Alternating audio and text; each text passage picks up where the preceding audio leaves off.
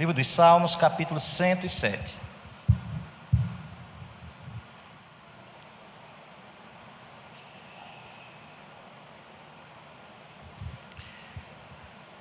Nós vamos ler até o versículo 31. Mas assim, em algum momento eu vou dizer assim, juntos. Você segue a leitura atento e lê junto comigo. Depois eu sigo. Ok? Eu tenho o costume de pregar em textos longos.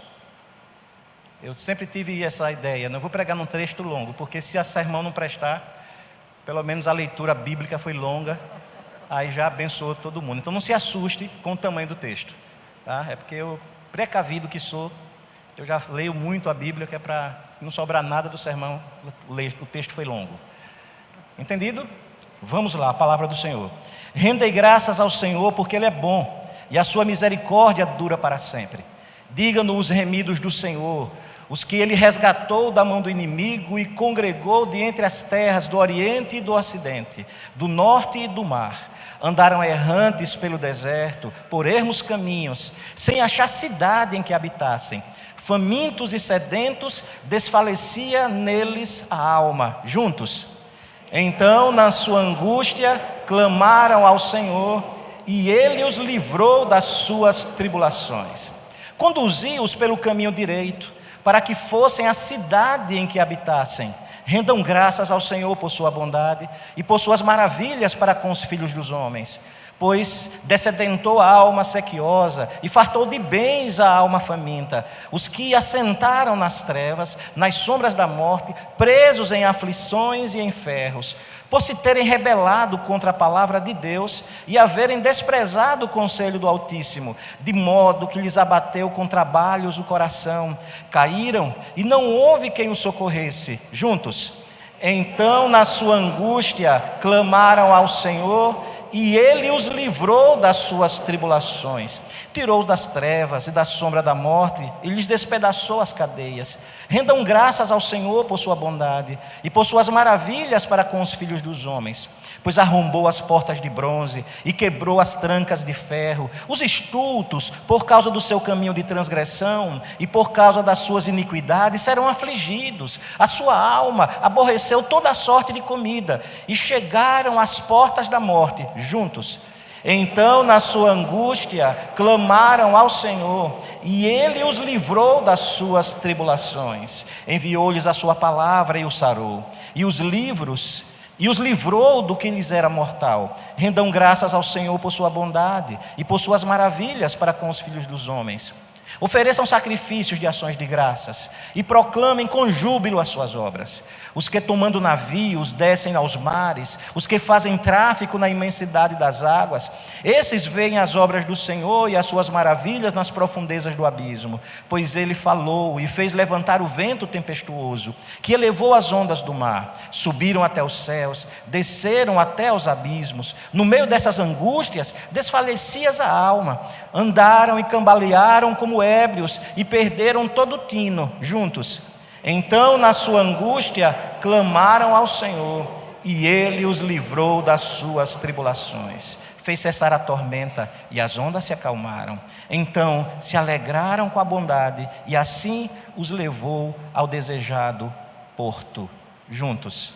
Rendam graças ao Senhor por sua bondade e por suas maravilhas para com os filhos dos homens. Deus Pai, Deus Filho, Deus Espírito Santo, nós nos colocamos agora debaixo da Tua potente mão. Rogamos que o Teu Espírito Santo fale ao nosso coração. Apesar de mim, apesar de nós, que a Tua palavra seja como semente que frutifique na nossa vida, para a glória do Senhor. Abre, Senhor, os nossos olhos para contemplarmos as maravilhas da Tua lei, em nome de Jesus. Amém. Podeis assentar, irmãos. Ontem à noite nós começamos falando sobre criação, queda, redenção, /consumação. E ontem nós resolvemos pensar um pouco, apontar um pouco para o futuro glorioso. Se você estava aqui ontem e prestou atenção no sermão, você já fez a leitura desse salmo e já deve ter pensado alguns detalhes nele que lhe reportaram ao que conversamos ontem à noite. A questão das ligações entre o que é a promessa de Deus, o que é a aliança de Deus, essa ideia da criação, queda, redenção e consumação, presentes também aqui nesse texto. Comecei falando sobre o final, porque é muito bom quando você já sabe onde você vai chegar. E aqui o texto, em alguns momentos, falam sobre isso, que Deus vai conduzir para o lugar. Hoje, eu quero falar sobre o que acontece nesse íntere. Eu vou fazer o contrário, né? Vou sair da consumação até criação e queda. Como é que tudo começa? A gente, quando estuda a palavra de Deus, e ontem eu referi isso também, nós temos 2 capítulos na Bíblia, no Gênesis, que são os 2 únicos capítulos na Bíblia onde não há pecado na história, né? Contada a história. Depois, nos 2 últimos capítulos do Apocalipse, são os 2 últimos capítulos da Bíblia onde também o pecado já não está mais conosco. Nesse intervalo, há uma peregrinação do povo de Deus. Do capítulo 3 de Gênesis até o capítulo 20 de Apocalipse, se a gente for pensar dessa forma da história, a gente vai perceber que é uma peregrinação do povo de Deus, uma caminhada do povo de Deus. E não é sem razão. Eu creio plenamente que Deus usa essa caminhada para nos santificar, para nos fortalecer. É tão importante isso. Cada vez que você vai vivendo mais um pouco, você absorve e aprende mais um pouco sobre Deus, sobre a sua igreja, sobre relacionamentos. Como você iria entender o amor de Deus, misericordioso, bondoso, perdoador, se na sua caminhada de vida, Deus não lhe desse a oportunidade para que você também amasse, para que você também perdoasse? Mas para que isso aconteça, alguém tem que pecar contra você, alguém tem que fazer mal a você. Como entender o que foi o sofrimento de Cristo? Como entender como o pecado aperta o coração de Deus?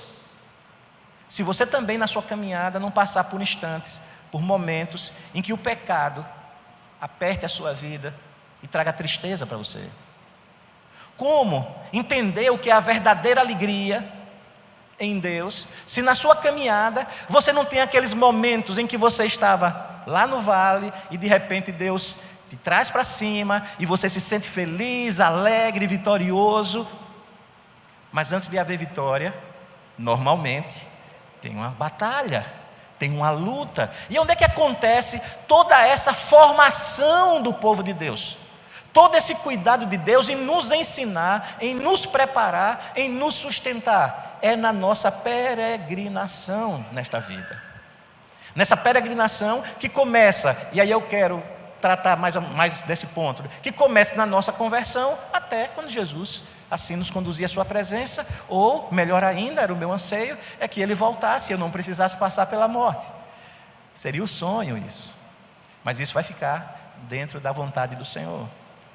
Então, se você pensar comigo um pouquinho, antes de entrar no texto, você vai observar que a ideia de peregrinação está presente em toda a Escritura. Você vai ver que quando Abraão é chamado, Deus diz assim: Abraão, sai da tua terra, da tua parentela e vai para uma terra que eu te mostrarei. Então Abraão precisa peregrinar. E nessa peregrinação acontece de tudo. Acontece sacrifício, acontece briga em casa, acontece briga com reis, acontece situações em que Abraão tem medo de morrer, acontece situações em que Abraão até parece que está sem fé. Senhor, como é que vai ser? Mas aparecem momentos de vitória, aparecem momentos em que Abraão é elogiado por Deus, aparecem os momentos que as promessas de Deus se realizam na vida de Abraão, e nasce o filho, e nasce neto, e nasce bisneto, e o povo começa a se formar na peregrinação de Abraão. A história bíblica continua, e dando um salto gigantesco agora, a gente vai para o povo de Israel, já formado. E aí ele está lá preso no Egito, algo que em Gênesis capítulo 15, quando Deus faz a aliança com Abraão, Deus já diz: olha, a sua geração vai ficar presa, vai ficar escravizada por 400 anos, mas eu vou dar um jeito naqueles que fizerem isso. Ou seja, Deus vai dar vitória sobre os egípcios e a cuidar do seu povo. E aí, quando isso acontece, Israel sai do Egito e vai o quê? peregrinar, vai caminhar.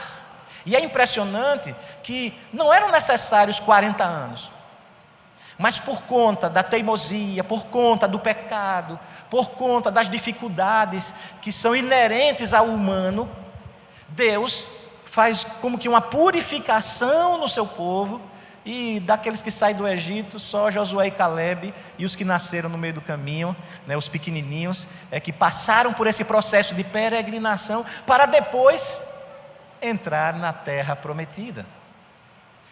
Quando a gente vai agora dando mais um salto, a gente chega ao Evangelho e nós vemos Jesus. E Jesus começa, ele nasce, ele cresce. Aos 30 anos começa o seu ministério. Se você observar bem, o ministério de Jesus teve uma duração de 3 anos. Poderiam ter sido 2. Alguém acha que Jesus precisava de 3 anos para fazer o que ele precisa? Podia ter sido 1. Em 6 meses Jesus podia ter feito a fatura toda, 1 semana. Ele é todo poderoso. Mas foram 3 anos o ministério de Jesus. Você precisa voltar para Gênesis 15, perceber quando Deus fez a aliança com Abraão e ver que os animais exigidos para aquele sacrifício que ratificaria a promessa, a aliança com Abraão, precisavam crescer durante 3 anos. Não 4, não 2, não 1, 3. É como Deus dizendo: eu preciso que o sacrificado chegue à maturidade para poder ser sacrificado. 3 anos. Eu não consigo ver isso como uma coincidência. E aí Jesus, cumprindo a lei, ele inicia o ministério, mas a oferta pelo sacrifício, aquele cumprimento da aliança com Abraão, que agora também é conosco. Abraão é o pai de todos os que creem. Ela se efetiva depois de 3 anos. Eu estou fazendo esses lembretes para que o nosso olhar no texto seja um olhar que a cada ponto que nós trabalharmos aqui, nós entendamos que a questão aqui não é simplesmente o povo de Israel, o povo judeu. A questão aqui não são apenas os homens que vivenciaram esta história. Essa história faz parte do processo revelacional de Deus para o seu povo, que agora também somos nós. Então as lições desse texto precisam ir para além das questões morais, mas ter a sua aplicabilidade na história redentora, na nossa vida como cristãos. Então agora eu quero olhar para esse texto e pensar que entre o processo de criação e queda, nós temos uma peregrinação durante essa redenção que vivenciamos em Cristo, até a chegada de Jesus, ou até a nossa morte. Que aí nós vamos para a presença de Deus, mas aí a escatologia deixa para o pastor Felipe depois, em outro momento. O que acontece nessa peregrinação? Nesse momento, nesse intervalo histórico que eu e você estamos vivenciando.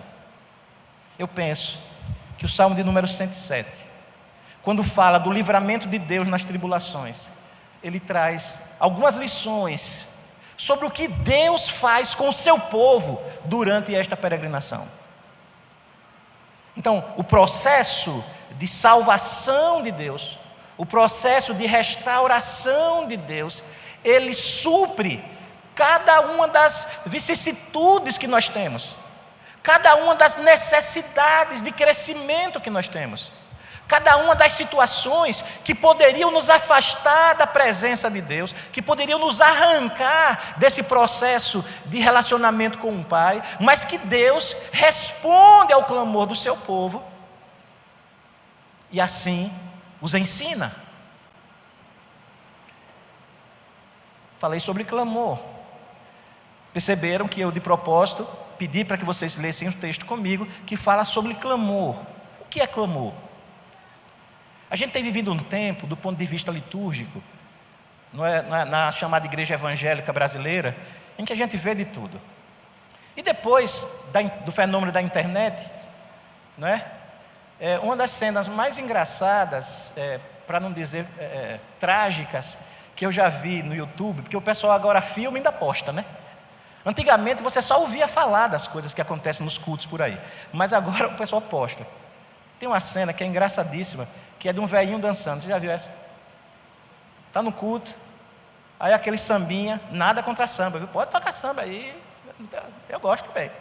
Mas, rapaz, o velhinho tem um molejo, um saculejo ali, e tá...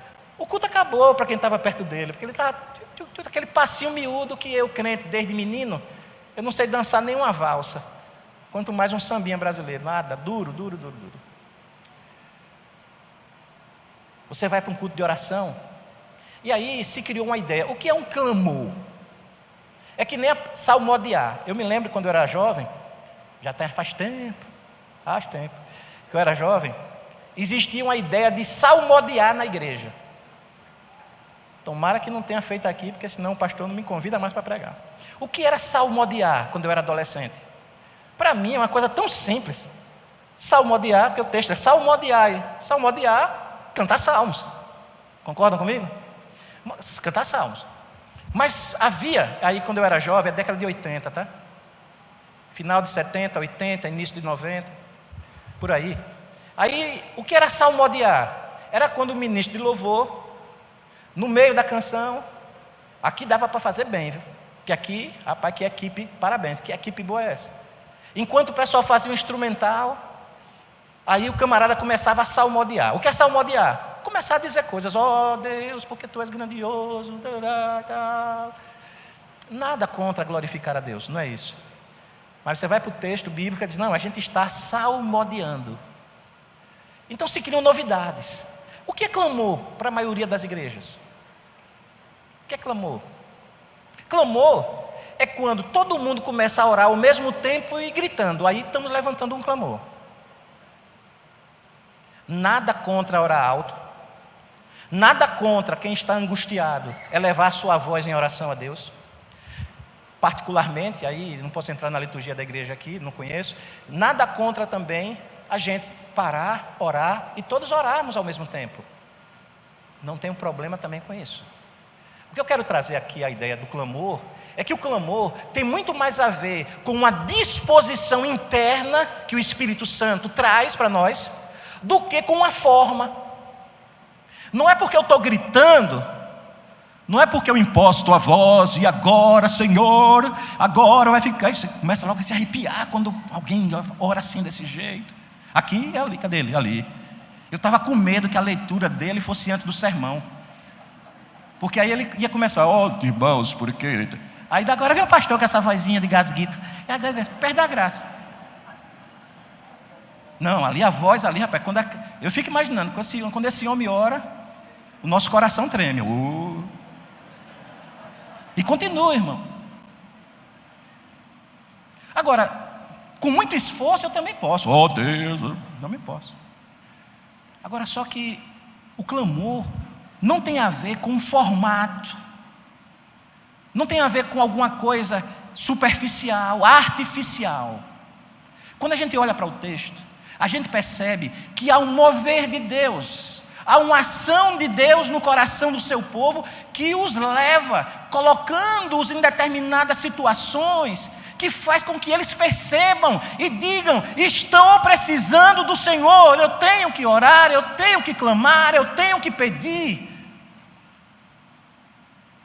Então Deus vai usando a história, a minha história, a nossa história, para nos corrigir, para nos trazer mais para perto dEle, para trazer para perto da sua vontade, para nos colocar no prumo, no caminho. É sobre isso que eu quero trabalhar nessa manhã. Que lições Deus dá na peregrinação da igreja, saindo da queda, redenção até a consumação, para que o povo chegue até a consumação dos séculos, na presença de Deus. Com isso em mente, eu quero que agora que você me acompanhe. Primeira lição: Deus guia seu povo até o destino seguro, usando o clamor do povo. Vamos lá, Salmo 107, versículos 4 e 9. 4 a 9. O texto diz assim: andaram errantes pelo deserto, por ermos caminhos, sem achar cidade em que habitassem. Famintos e sedentos, desfalecia neles a alma. O que é que diz o versículo 6? Então, na sua angústia, clamaram ao Senhor, e Ele os livrou das suas tribulações. Vocês conseguem perceber aqui que o texto vai falando exatamente de uma caminhada? O versículo 2 fala algo precioso. Digam-no os remidos do Senhor, os que Ele resgatou da mão do inimigo, congregou de entre as terras do Oriente e do Ocidente, do Norte e do mar. Então, aqui, Ele não está falando para aqueles que estavam perdidos no mundo, fora de um relacionamento com Deus. Não, Ele está falando para o seu povo. Está falando para os remidos, que muitas vezes, se acham caminhando, mas se acham inseguros. Quantas vezes eu e você, nós, pastores, presbíteros, diáconos, homens, mulheres, jovens, adolescentes, crianças de Deus, na nossa caminhada de vida, nos sentimos assim, como se estivéssemos errantes, como se estivéssemos andando por um caminho que não tem fim, como se estivéssemos andando por um caminho ermo, vazio. A gente às vezes está rodeado de um bocado de gente, mas estamos nos sentindo sozinhos.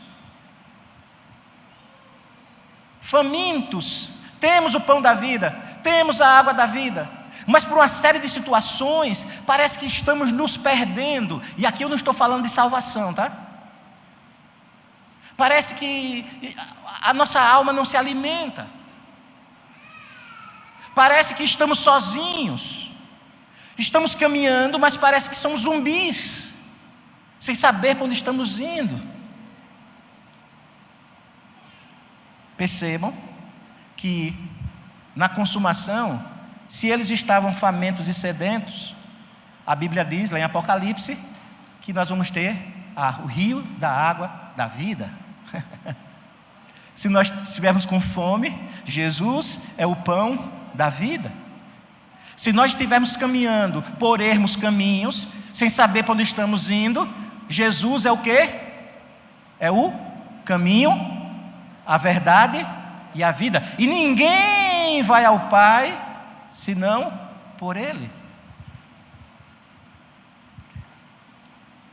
Quando isso acontece, quando a nossa alma se coloca nessa posição, quando na nossa caminhada, por uma série de circunstâncias que tendem a nos abater, nos leva a nos sentirmos assim, sozinhos, sem direção, sem rumo, é a hora de eu e você fazer o quê?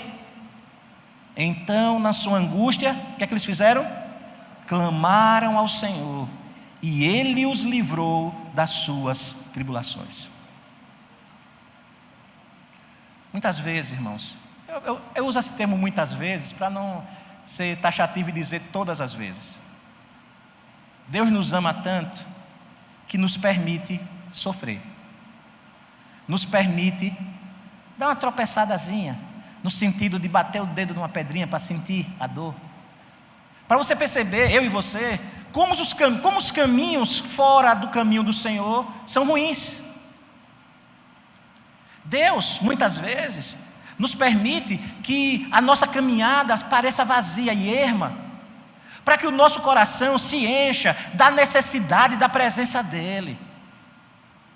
Às vezes, a nossa vista está embaçada, para que a gente entenda que precisamos da lâmpada, que é a palavra de Deus, que nós precisamos de Jesus, que é a luz do mundo, que nós precisamos de Jesus, que é o caminho e que é a verdade, que nós precisamos de Jesus, que é a porta estreita, para que nós cheguemos a um lugar seguro, a um destino seguro.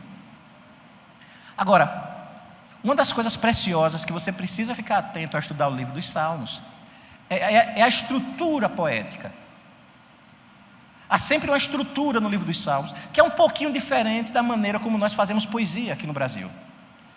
No Brasil, a tendência, antes do chamado modernismo, era que nós fizéssemos rimas com sons, né? Batatinha quando nasce, esparrama pelo chão. Quando eu olho para a massa, ponho a mão no meu coração e digo: eu te amo, meu amorzão. Cadê ela? Cadê? Depois de uma dessa, ela ali. Ficou vermelhinha. Acabei de ganhar uma massagem no pé hoje à noite. Certo? Brasileiro, mesmo com a rima pobre, rima sons. Já o judeu, a tendência dele é rimar pensamentos. Então ele usa alguns recursos, como por exemplo o paralelismo, onde ele traça paralelos. Às vezes o judeu gosta também, e nos Salmos acontece muito isso, fazer repetições de pensamento, para que essa repetição fique guardada no coração de vocês. Hoje, por exemplo, em 4 momentos, ele repete: e na sua angústia fizeram o quê? Clamaram ao Senhor, e Ele os ouviu e os livrou de todas as suas tribulações. Você vai sair daqui e isso vai ficar na sua mente. Isso é um recurso poético que você precisa, em cada salmo, provérbio que você for ler, estar atento onde é que essas coisas estão, porque lá vai estar o sentido do texto, o sentido do poema. Aqui agora eu quero que você olhe para o texto e vamos ver os versículos 6, 7 e 8. Esse processo, ele vai se repetir ao longo dos salmos, esse processo que eu vou falar agora.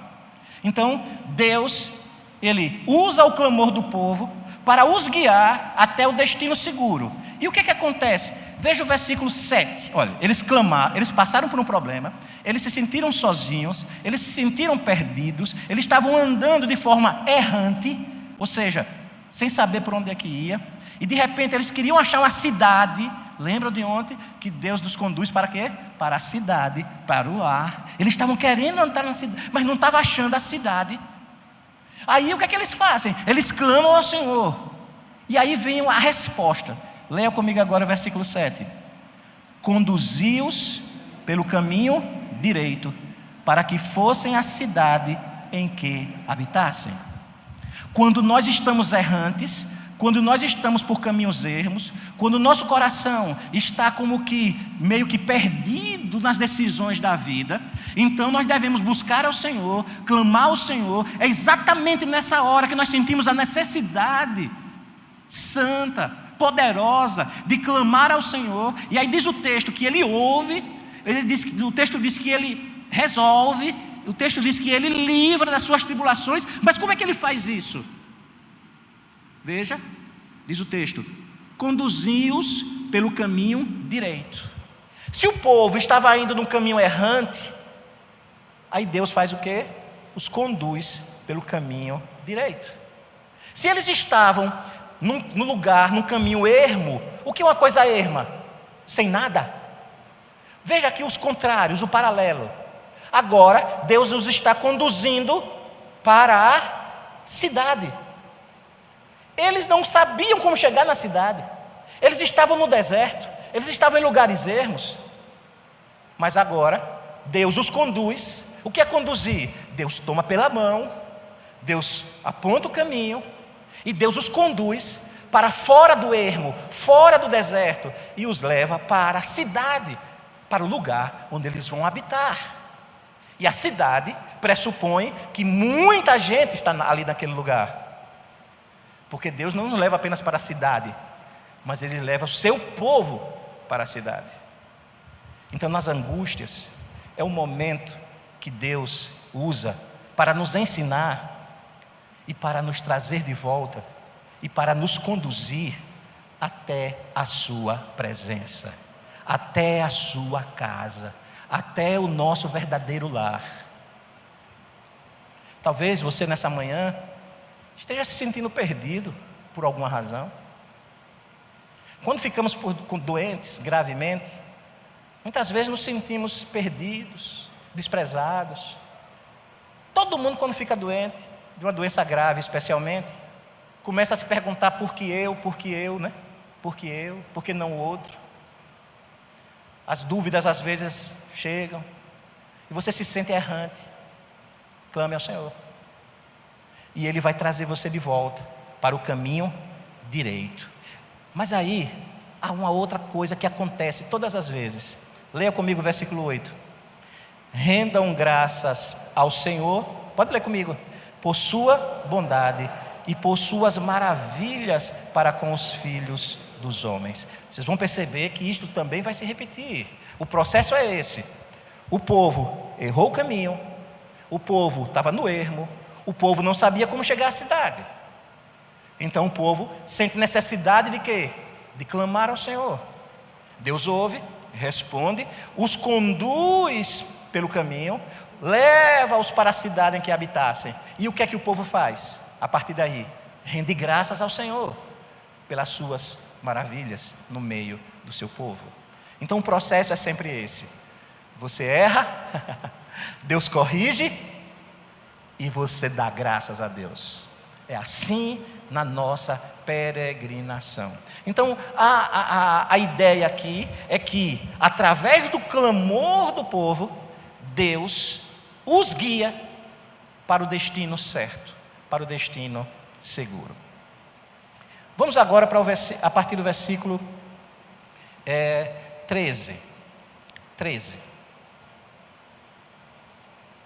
Então, a partir do versículo 13. Então, na sua angústia, clamaram ao Senhor, e Ele os livrou das suas tribulações. Tirou-os das trevas e da sombra da morte, e lhes despedaçou as cadeias. O que estava acontecendo? O versículo 9 vai dizer assim: descedentou a alma sequiosa, fartou de bens a alma faminta, os que se assentaram nas trevas e na sombra da morte, presos em aflições e em ferros, por se terem rebelado contra a palavra de Deus e haverem desprezado o conselho do Altíssimo.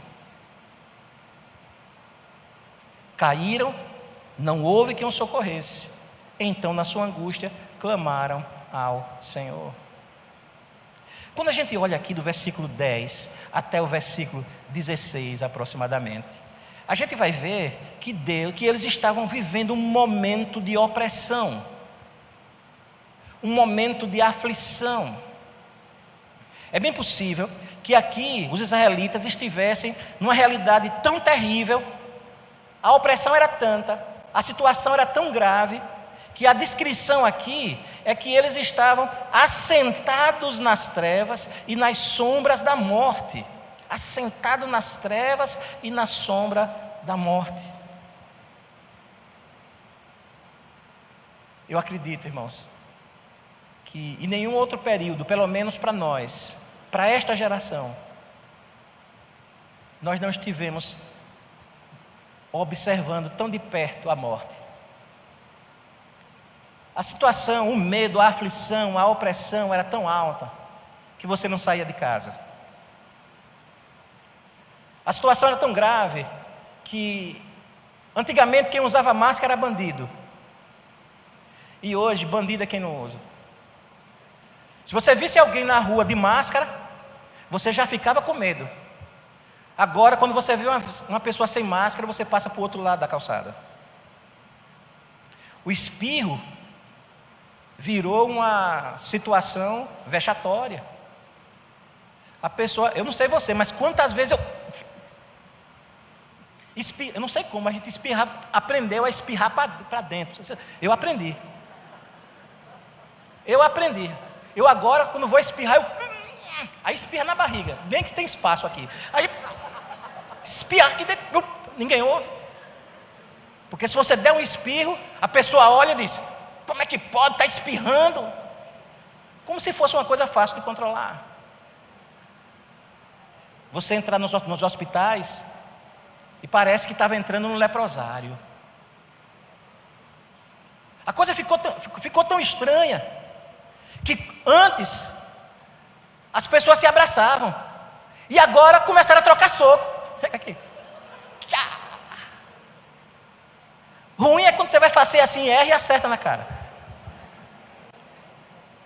Tem uns crentes que é esperto, né? Ô irmão, desculpe, errei. Será? O medo da morte se assoberbou. Ficou claro. E eu não quero entrar aqui em discussões políticas, tá? Nem ideológicas.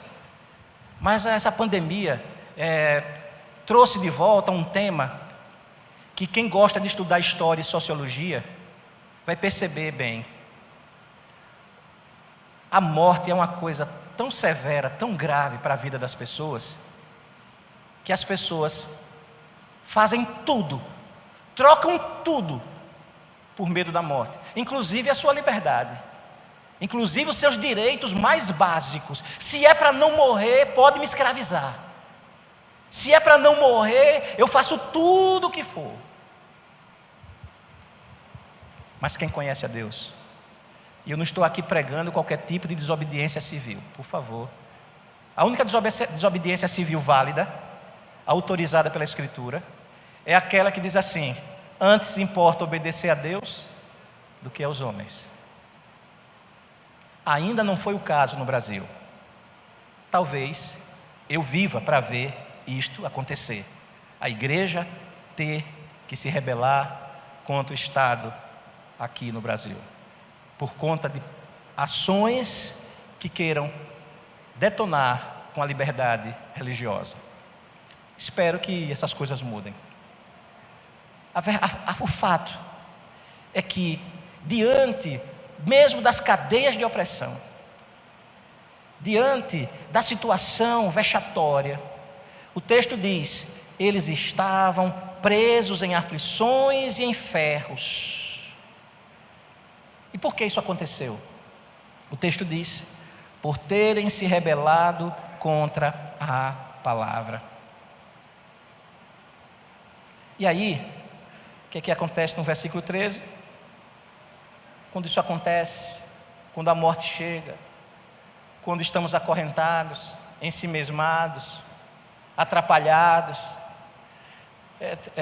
tão presos que não conseguimos nos mexer, e eu falo agora espiritualmente, é o tempo, é a hora, é o momento de erguermos a nossa voz, de dobrarmos o nosso joelho, de clamarmos a Deus e dizer como salmista: ó Senhor, livra a minha alma, ó Senhor, livra a minha alma. E diz a palavra do Senhor que Deus os livrou das suas tribulações. Veja, como ele faz isso? Veja o versículo 14: tirou-os das trevas e das sombras da morte e lhes despedaçou as cadeias. Preste atenção que essa linguagem é uma linguagem que, sem muito esforço, você consegue vislumbrar Jesus agindo aqui. A Bíblia diz que Jesus veio exatamente: eu sou a luz do mundo. E aonde a luz chega, o que é que acontece com as trevas? Ela sai. Aonde a luz, olha, é impressionante, irmãos. A luz tem um poder tão grande que uma fagulhazinha. Eu sou meio maluco assim. Uma vez eu fiz isso num culto.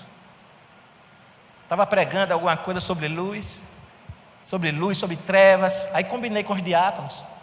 Aqui ia ser complicado para fazer isso. A igreja menor, deu para fazer. Aí estava lá, daqui a pouco, quando eu estou falando sobre luz, sobre trevas, e o diácono foi lá e... quando desligou tudo, só veio os cristos. O que foi, irmãos? É escuro. Aí eu peguei um fósforo, risquei um fósforo, e de repente, todas as trevas, com a força de uma fagulha de luz, todas as trevas foram embora. Se um fósforo pode apagar as trevas, o que dirá Jesus, que é a luz da vida, Jesus que é o Criador do universo, Jesus que juntamente com o Pai disse: haja luz e houve luz.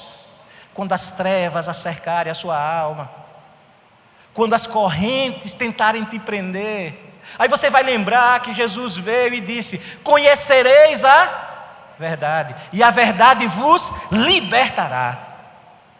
O salmista aqui está antevendo isso. E na peregrinação do povo de Israel, Deus ia mediando a história para que essas questões acontecessem e todas elas apontassem para o ministério de Jesus, apontassem para o que Deus quer fazer com o seu povo no passado, no presente e no futuro. Seja quais forem as tribulações, seja quais forem as amarras, seja quais forem as trevas, inclusive as sombras da morte. Em outro salmo, salmo de número 23, ainda que eu andasse pelo vale da sombra, observe que falta de luz normalmente está ligada à morte. A sombra lembra a escuridão, a sombra da morte. O que é que diz o texto lá? Não temerei mal algum. Por quê? Porque tu estás comigo. Deus livra o seu povo da opressão. Deus livra o seu povo e liberta. E aí, olha lá de novo, leia comigo o versículo 15, quando Deus faz isso. 15, comigo. Rendam graças ao Senhor por sua bondade e por suas maravilhas para com os filhos dos homens. E prossegue o texto. Arrombou as portas de bronze, quebrou as trancas de ferro. Os estultos, presta atenção agora, por causa do seu caminho de transgressão e por causa das suas iniquidades, serão afligidos. A sua alma aborreceu toda sorte de comida e chegaram às portas da morte. Quando chegou nesse ponto, o que é que eles fizeram? Leiam comigo o 19. Então, na sua angústia, clamaram ao Senhor e os livrou das suas tribulações. Deus protege o seu povo até da sua própria tolice. No bom sergipanês, até da sua própria burrice. Eu acho que aqui tem essa expressão também, né? Fulano é burro, tem isso também? Tolo. Veja, aí, você não quer chamar ninguém de tolo, né? Aí usa o quê? Estulto. Olha que coisa linda, né? Ô, seu estulto. Aí a pessoa, não precisa me elogiar, não, né? Sem saber, estulto. O que acontecia com os estultos? Por causa do seu pecado, por causa do seu caminho de transgressão, por causa das suas iniquidades, serão afligidos. A sua alma aborreceu toda a sorte de comida. O que o salmista está tratando aqui é que em alguns momentos o povo de Israel é tão tolo, é tão estulto, é tão burro, que despreza os alimentos que Deus dá, que despreza a alimentação de Deus. A tolice é tanta que eles escolhem o caminho da iniquidade, o caminho do pecado. A tolice é tanta que eles escolhem pecar, escolhem seguir o seu próprio coração, escolhem fazer a sua própria vontade, e por causa das suas iniquidades são afligidos. Não tem jeito. O salário do pecado é mas o dom gratuito de Deus. Então como é que você escolhe o pecado? Como é que eu e você muitas vezes, e eu sei que eu não estou sozinho nessa, eu sei que o povo aqui de Maceió é mais santo do que o pessoal de Sergipe, mas eu sei que em algum momento você escolhe pecar, em algum momento você erra, e quantas vezes você faz com a consciência, eu sei, está errado, mas eu estou com vontade, e vou e faço. É tolice. E muitas vezes vem a disciplina, vem a mão do Senhor. O texto diz que por causa das suas iniquidades serão o quê? Afligidos. Na nossa peregrinação é necessário muitas vezes Deus nos disciplinar para nós podermos enxergar a nossa própria tolice. É como os pais fazem com os filhos. Eu hoje olho para trás e me lembro quando eu era menino, né? Ontem eu fiquei sabendo de uma história futebolística do Felipe, né? Posso contar? O povo já sabe, né? Então o Felipe disse que ia ser jogador de futebol, ia ser o conselheiro de Cacá. Acredite se quiser. Depois eu quero o vídeo, prova dele jogando, né? Para saber se é bom de bola mesmo. Aí ele diz, Vigor, naquele dia, quando o papai disse assim, pastor Célio da gente, não, meu filho, não vai não, você não vai não para São Paulo não. Deus tem coisa melhor para você. Ele não sabia e teve mesmo, porque ele deixou de ser jogador de futebol para ser ministro do Evangelho. Está vendo como será tolo? Não é assim que o Pai faz? A gente quer ir por um caminho, aí Deus diz: não, não é esse caminho. E você às vezes se rebela. Graças a Deus que o Felipe não se rebelou, só deu uma choradinha. E quando a gente se rebela, o pai que ama faz o quê? Corrige. E aí o filho tolo, quando percebe que precisa de mudança, ele diz o texto: clamaram ao Senhor e Ele os livrou das suas tribulações. Aí segue a mesma sequência.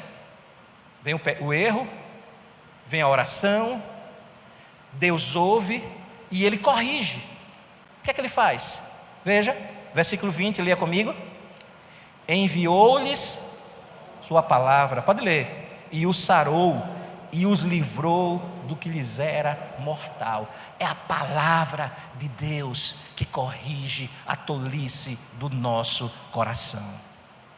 Na nossa peregrinação, na nossa caminhada, quando nós erramos, quando nós muitas vezes escolhemos o pecado ao invés de Deus, isso nos leva a situações tão vexatórias, tão difíceis, tão aflitivas, que chega um momento que você precisa clamar ao Senhor, que você precisa buscar ao Senhor, e faça isso o mais rápido possível, porque Deus ouvirá dos céus, essa é a promessa dele, e vai enviar para você, vai enviar para mim a sua palavra. Como poderá o jovem guardar puro o seu caminho? Observando segundo a sua palavra. Lâmpada para os meus pés é a tua, e luz para os meus caminhos. E aí Jesus, o mestre: Pai, santifica-os na verdade. A tua palavra é o quê? É a verdade. Deus nos protege nessa peregrinação até da nossa própria tolice.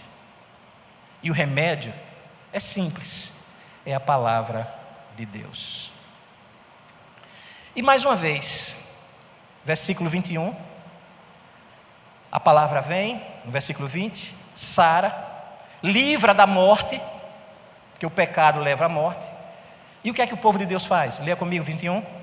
Rendam graças ao Senhor por sua bondade e por suas maravilhas para com os filhos dos homens. É isso. Agora vamos para o versículo 22. Ofereçam sacrifícios de ações de graça e proclamem com júbilo as suas obras. Os que tomando navios descem aos mares, os que fazem tráfico na imensidade das águas, esses veem as obras do Senhor e as suas maravilhas na profundeza do abismo. Pois Ele falou e fez levantar o vento tempestuoso, que elevou as ondas do mar. Subiram até os céus, desceram até os abismos. No meio dessas angústias, desfalecia-se a alma.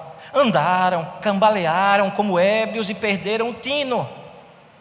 Então, na sua angústia, clamaram ao Senhor, e Ele os livrou das suas tribulações. Eu não sei se você conseguiu perceber, eu espero que alguém aqui tenha conseguido perceber. Uma outra cena no futuro. Uma outra cena de pessoas que estavam no mar. Uma outra cena no futuro de pessoas num barco. Uma outra cena no futuro em que uma tempestade começa a balançar o barco de um lado para o outro. Eu não sei se você já viajou de barco. Eu já tive o privilégio de participar de uma ação da Marinha Brasileira. Eu tive um presbítero que era capitão de um navio e um dia ele me convidou. Ser pastor às vezes tem umas coisas boas. Aí eu comi na cabine do capitão. Rapaz, aquele jantar maravilhoso. Assisti a questão da marinha, o trabalho. Eu sei que é o seguinte: o navio no mar fica para lá e para cá, para lá. E se você não se segurar, dependendo das vezes. E olha que estava mar calmo, Baía de Todos os Santos, lá na Salvador. Então, bem tranquilo. Eu fiquei imaginando quando eu vejo essas cenas, um navio passando ali, quase virando e tal. O medo que isso traz. O texto fala exatamente de pessoas que trabalham com isso. Aqueles que tomando o navio descem aos mares e que fazem tráfico, ou seja, que vendem na imensidade das águas. Então eles veem a obra do Senhor, eles veem os mares, eles veem os seus abismos, e daqui a pouco se levanta a tempestade. A tempestade é tão poderosa que sobe até os céus, desce até os abismos, e aí eles temem a morte, a alma deles lhes desfalece, as angústias são tão grandes, que eles então clamam ao Senhor. E eu falava, tem uma outra cena no futuro, de um barco, e quando parecia que tudo ia afundar, eles olharam para alguém dormindo e o acordaram. Jesus, faz alguma coisa.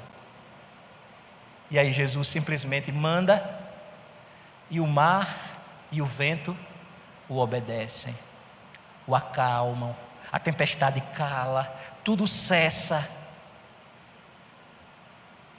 Olha o que o salmista diz: no meio da tempestade, no meio do enfrentamento da morte, no meio do perigo de afogamento, quando não há mais esperança, quando parece que o barco da sua vida vai virar, quando parece que não tem mais jeito, você vai perder vida, você vai perder mercadoria, você vai perder barco, tudo vai afundar. Aí o que é que você faz? O que é que você faz? Leia comigo o versículo 28. Então, na sua angústia, clamaram ao Senhor, e Ele os livrou das suas tribulações. Como é que Ele livrou agora? Olha o texto: fez cessar a tormenta e as ondas se acalmaram. Gente, olha para o texto e veja, é claro, é Jesus. Não é à toa que no Evangelho Jesus faz a mesma coisa. O salmista está antevendo a ação redentora de Jesus na nossa vida. Aqui não é só sobre o israelita, aqui não é só sobre alguém que navega nos mares, aqui é sobre nós, aqui é sobre a igreja, porque a nossa vida é como um barco mesmo. A nossa vida e este mundo é como um oceano, e muitas vezes as vagas são grandes, as ondas são gigantescas, a tempestade é grandiosa, as ondas parecem que vão fazer tudo naufragar. E aí, em momentos assim, precisamos lembrar que não vai depender da nossa força, não vai depender da nossa habilidade de guiar o barco. Observe que Jesus e os seus discípulos, o que mais tinha era pescador naquele barco. O que mais tinha ali naquele barco eram homens acostumados a enfrentar a tormenta. Eles não estavam num lugar onde eles não entendiam e nem sabiam como resolver os problemas, não. Eles sabiam. Mas muitas vezes nós pensamos que sabemos resolver o nosso problema, tomamos a rédea da nossa vida e queremos resolver, e daqui a pouco o barco vai a pique, o barco vai afundar. E aí, você precisa olhar para o céu, você precisa olhar para o verdadeiro capitão, você precisa olhar para aquele que tem o poder sobre os céus, sobre a terra, aquele que tem a palavra final, aquele que os ventos e que o mar o obedecem, e precisa clamar a Ele: Senhor, livra a minha alma. E aí, quando o povo de Deus clama, mesmo diante das situações de morte, mesmo diante da vassidão do mar, Ele faz cessar a tormenta e as ondas se acalmaram.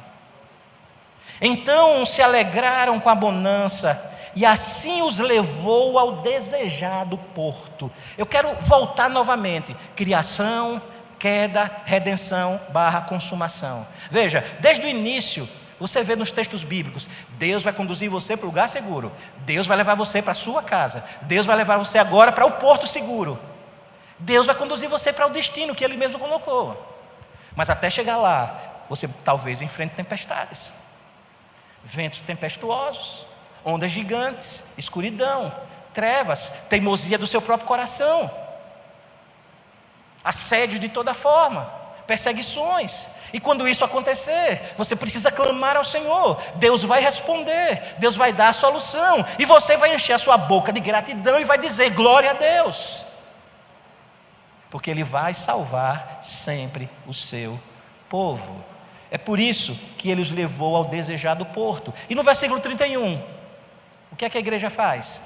Vamos lá? Rendam graças ao Senhor por sua bondade e por suas maravilhas para com os filhos dos homens. Eu vou parar por aqui, mas eu quero convidar você a fazer um exercício. Leia o restante do capítulo hoje à tarde. Leia e observe como o salmista vai elencar aqui uma série de ações bondosas de Deus para redimir o seu povo nas tribulações, para discipliná-los, para corrigir o caminho e para conduzi-los ao local seguro. Isso aqui vai ficar, como hoje é a escola dominical, eu vou deixar como dever de casa para vocês. Hoje à tarde, versículo 32 a 43, vocês vão fazer esse esforço e tentar lembrar o que nós conversamos e identificar, marque, grife, anote e ore. Então clamaram ao Senhor e Ele os ouviu. Amém? Eu vou convidar a Márcia. Ela vai cantar. É só hoje.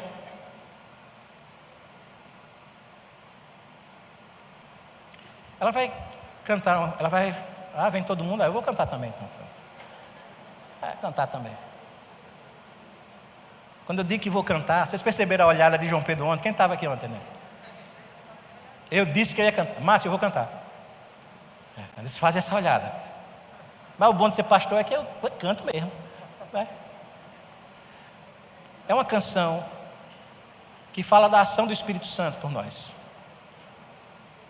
Talvez nessa manhã você esteja enfrentando um momento de aflição. Talvez por causa de alguma doença ou não. Alguém que você ama está enfrentando problemas seríssimos. Filhos, pais, amigos, questões financeiras, questões de relacionamento. O relacionamento está quase acabando. Não adianta ficar brigando com o marido, brigando com a mulher. Clama ao Senhor, ora ao Senhor, busca ao Senhor, Ele vai ouvir você. Eu quero orar com você. Eu quero que nós possamos clamar ao Senhor, porque esse mesmo povo que clamou ao Senhor aqui, somos nós hoje, é o mesmo Deus, ontem, hoje, será para todos sempre. Eles oraram aqui e Deus respondeu, e a base foi os méritos de Jesus, assim como nós que nem sequer sabemos orar, temos hoje o Espírito Santo.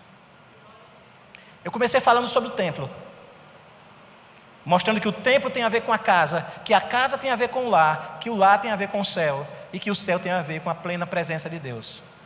Uma das coisas mais maravilhosas, eu não consigo entender isso, e também não estou nem aí para entender, o que eu quero é aproveitar e glorificar a Deus. É que se o povo de Israel precisava ir ao templo, nós hoje somos o templo. O Espírito Santo habita na igreja, habita no meu coração, habita na sua vida. É por isso que você pode orar com a certeza. Você está no templo. Deus está com você. Mas é impressionante que essa presença, ainda que viva, que você sente, ainda não está completa no sentido de que haverá um tempo em que essa presença será nos novos céus e nova terra para todos sempre, porque hoje a gente ainda entristece o Espírito Santo. Mas vai chegar o tempo em que não haverá mais pecado e Deus vai nos levar para esse porto seguro.